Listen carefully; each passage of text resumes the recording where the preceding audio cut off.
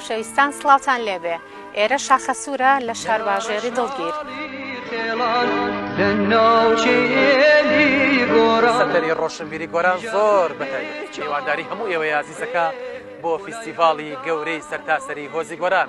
ئەم فیستیڤاڵە بە ئامادەبوونی پیا و ماقوڵانی خۆشەویست و چەندین کەسایەتی دیاری هۆزی گەورەی گۆران ئەم فیستیڤاڵە لە ڕۆژی هەینی 19/5/2023 کاتژمێردەی سەل لە بەیانی لە سەیرانگا جوانە دڕفێنەکەی شاخە سووردا بەڕێوە دەچێت. بیرتان نەچێ گۆرانی و هەڵپەڕکێ لەم فیستیڤاڵەدا بە بەشداری گۆرانی بێژان، هونەرمەندان، ئەو خاتونانی کە کاری دەستیان هەیە، ئەسپی سوارەکان، نمایشی هەڵپەڕکێ هەموو کارێکی جوان لەم فیستیڤاڵەدا کۆ دەبێتەوە. لە سەیرانگا جوان و دڕفێنەکەی شاخە سووردا میوانداری ئەوەی خۆشەویستە هۆزی گەورەی گۆران کۆکەرەوەی هەموو دەنگ و ڕەنگە جیاوازەکانە.